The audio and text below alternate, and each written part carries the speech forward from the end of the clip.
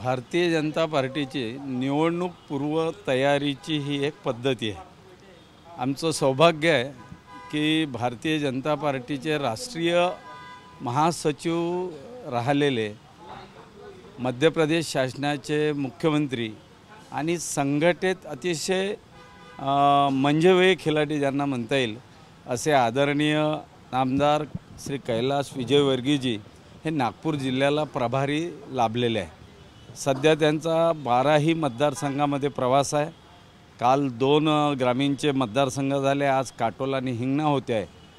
कार्यकर्त्यांमध्ये ऊर्जा कशी भरावी, ती सकारात्मक ऊर्जा कशी द्यावी हे कैलासजीपासून खरोखर शिकण्यालायक आहे आणि कैलासजी कार्यकर्त्यांमध्ये एक सकारात्मक भाव निर्माण करण्याचा अतिशय चांगला प्रयत्न करतात आहे। त्यापासून आम्हाला बरंच काही शिकायला मिळत आहे।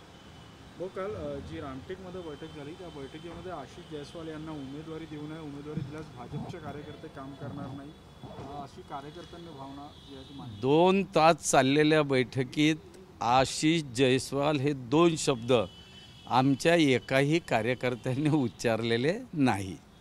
महायुतीचा उमेदवार राहणार, त्यामुळे जो कोणी महायुतीचा उमेदवार राहील त्याच्या पाठीशी सर्व कार्यकर्त्यांनी उभं राहावं हे आव्हान आमच्या नेत्यांनी केलं आहे। आमचे प्रदेशाध्यक्ष आदरणीय बावनकुळे साहेब नेहमी सांगतात आहे, आदरणीय देवेंद्र फडणवीस साहेब सांगतात आहे, आदरणीय नितीनजी सांगतात आहे आणि आता कैलासजी तर त्यांचा क्लास घेत आहे की आपल्याला महायुतीचं सत्ता आणायची आहे।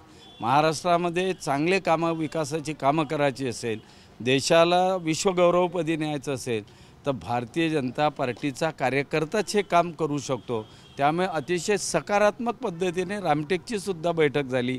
कोणीही कोणाचा निषेध केला नाही आणि कोणीही कोणासाठी तिकीट मागितले नाही। असं म्हणत असताना तुमच्याच पक्षाचे माजी आमदार सांगतात आहे की कार्यकर्त्यांनी म्हटलेलं आहे की आम्ही आशिष जयस्वाल जोपर्यंत मी आणि कैलासजी त्या बैठकीत होतो तोपर्यंत अशी कुठेही कोणतीही मागणी झालेली नाही।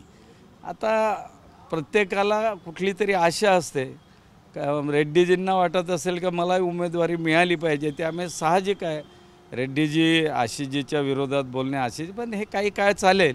परंतु मला खात्री आहे की महायुतीच्या उमेदवाराच्या पाठीशी आम्ही सगळे उभे राहू। पण कुठेतरी भाजपचे जे मागच्या वेळेस उमेदवार होते त्यांना पाडण्याचंच काम आशिष जयस्वाल यांनी केलं, अपक्ष बंडखोरी करून, त्यामुळे नाराजी जास्त आहे। कोणी कोणाला पाडलं, कोण निवडून आला याच्याशी एकदा निवडणूक झाल्यावर कुठलाही संबंध नसतो। पक्षाने तिकीट दिली, निवडून येणं हे त्या उमेदवाराचं स्किल असते, पार्टीची ताकद असते, मेहनत असते। आम्ही कुठंतरी कमी पडलो, आमचा उमेदवार त्यावेळेस निवडून आले नाही। निवडून न येणं हे कोणाच्या कोणातरी प्रयत्न किंवा कोणी पाडलं म्हणणं याचा आणि निवडून न येण्याचा दूरमात्र संबंध नाही। एकदा तिकीट दिली की तुम्ही बाय हुक और क्रुक्स निवडून या, हे आपलं स्किल आहे। तिकीट मिळेपर्यंत या सगळ्या बाबी असतात। रामटेकवर भाजपचाच उमेदवार राहील का? भाजपचा दावा आहे सध्या तरी मी खात्रीने सांगतो 6ही विधानसभेत भारतीय जनता पार्टीचाच उमेदवार राहील, कमळच राहील आणि 6ही विधानसभेत कमळच फुलणार। हो, आज तुम्ही काटोलचा दौरा करता, अनिल देशमुखांचा मतदारसंघ, भाजपची काय रणनीती असणार आहे, कशी आजची दिवसभरातली सुरुवात आहे? अनिल देशमुख अत्यंत भ्रष्टाचारी माणूस आहे। अनिल देशमुखांनी भ्रष्टाचाराचं शिखर गाठलेलं आहे। अनिल देशमुख गेल्या 25 वर्षापासून काटोल विधानसभा क्षेत्राचं नेतृत्व करत आहे। आज तुम्ही चला, कुठली योजना नाही हो तिथे पोहोचली, कुठल्या प्रकारचे उद्योग आणण्याचं काम केलं नाही। म्हणजे तुम्ही 25 वर्ष त्या ठिकाणी मंत्री राहतात, आमदार राहतात। मी तर प्रफुल्लभाई पटेलांचं मनपूर्वक अभिनंदन करेल।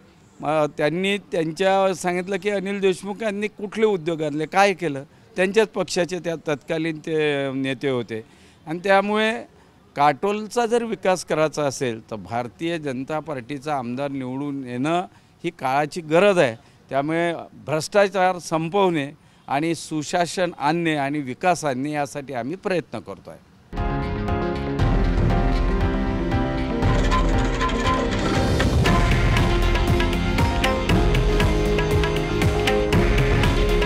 हे आहे देशातील नंबर 1 न्यूज नेटवर्क आणि आपण पाहत आहात TV9 मराठी।